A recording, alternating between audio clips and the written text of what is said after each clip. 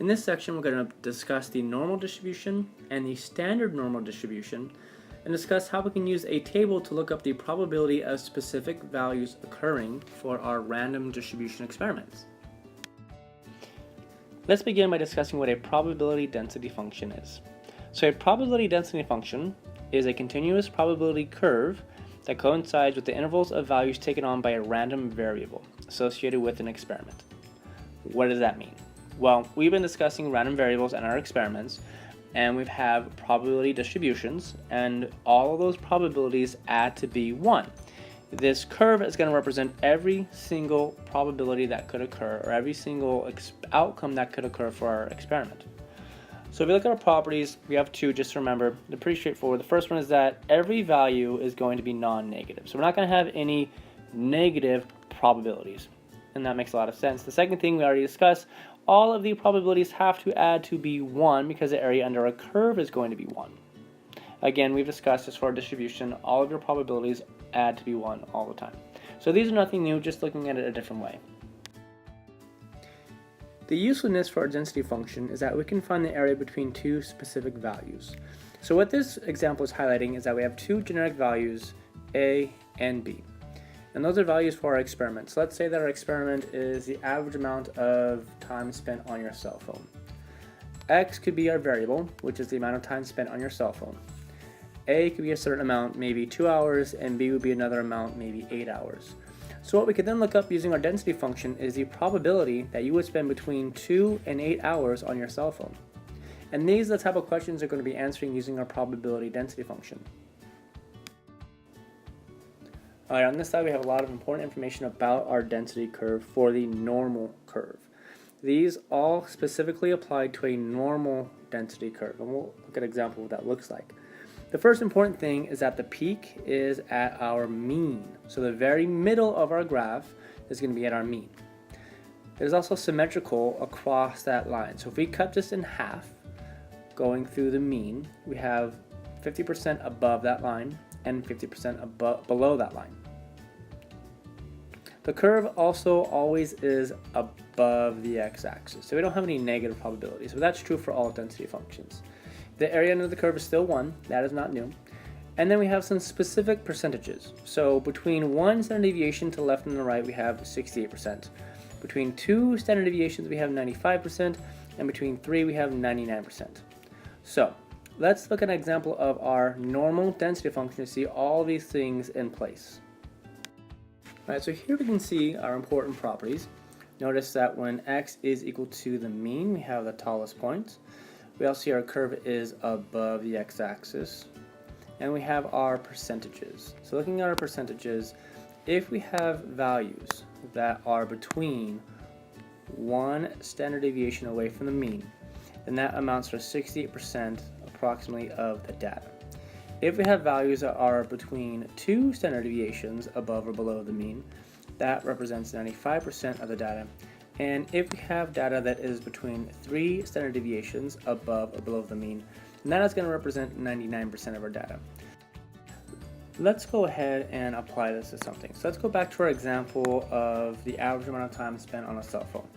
Let's say that on average somebody spends 8 hours, and we have a standard deviation of 1 hour. So as we go up, we now have 9 hours, 10 hours, and 11 hours. Going down, we would have 7, 6, and 5. So what our information is telling us is that there are 60% of the people in our survey that are going to be on their phone between 7 and 9 hours. 95% of the people are going to be on their phone between 6 and 10 hours, and 99% of the people are going to be on their phone between 5 and 11 hours. Unfortunately, we don't always have numbers that are a specific standard deviation away from the mean. So what if I had something like 9.2 hours or 10.7 hours? We need to come up with a way that can help us address the probability that somebody is a distinct amount away, either above or below the mean. So we have our standard normal distribution to help us account for that. And we have the use of a table that corresponds to it. Let's go ahead and look at that. Alright, let's take a look at a standard normal distribution. For a standard normal distribution, the mean is always going to be 0 and the standard deviation is always going to be 1. The convenient part about having a standard normal distribution is we can compare various normal distributions that have different means and different standard deviations by standardizing them, which would be kind of converting them to all have a mean of 0 and a standard deviation of 1. What we can then do is look up different scores, which we're going to call z-scores, and we can look up the probability of certain z-scores occurring. So let's look at an example here. I want to find the probability that I get a z-score that is less than 0.85. What that means is, let's say 0.85 was 2 hours on the cell phone. What's the probability for a standard normal distribution that we have someone that is on the phone for less than 2 hours, which is corresponding to a z-score of 0.85? To find this answer, what we're going to do is use our table. You're going to look up on your table 0.80, going down, and you're going to go across until you get to 0.05, and they're going to meet, and wherever they meet, that is going to be our answer. So if we take our table and go down the left to find 0.8 and go across to find 0.05, we should get an answer of 0.8023. And so what that means is we have a roughly 80% chance that you have a score that is 0.85 or less. The important part about this table is it always gives us the probability that something is less than a specific z-score. So what happens if something is greater than a score? We'd have to accommodate that. Let's look at another example. Alright, for this question, we really want to know the probability that something is greater than 1.32, or greater than a z-score of 1.32. Unfortunately, our table only finds the probability something is less than a score. But if you go back to one of our principles, we know that we have a symmetry across the line that goes through the mean. What that means is we have the same percent above and below. So, I'm going to have the same percent that is less than negative 1.32 as I do that is above 1.32. So these probabilities are going to be the same. And so what that means is I can look up negative 1.32. And if I do, I'm going to get the same probability as I would get for something greater than 1.32. So again, what we're going to do is we're going to use our chart. Going down, I want to find negative 1.3. And I'm going to go across until I get 0.02. I want to figure out where do they overlap, or where they meet up. And that answer is 0.0934.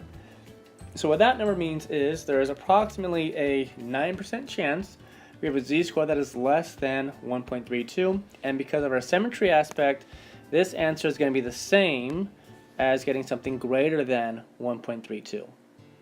So to kind of summarize here, if we're using the chart to find a value that is greater than a z-score, what we really want to do is look up the negative value of that and look up that score on the z-chart. So if I have something greater than 1.75, I want to look up negative 1.75 and then use that as my answer.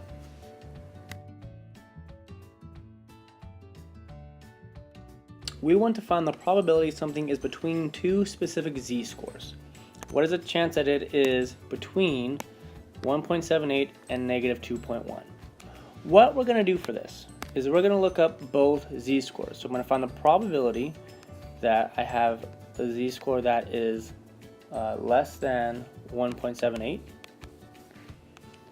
And I'm going to find the probability that I get a z-score that is less than negative 2.1. And I'm going to subtract those two scores. So if I look up 1.78, again, I'm going to go down until I get to 1.7 and across until I get to 0.08.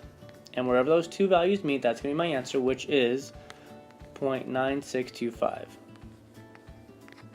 I'm then going to look up the negative 2.1. So I'm going to go down until I have negative 2.1 and then across until I get to 0, which is really my first entry.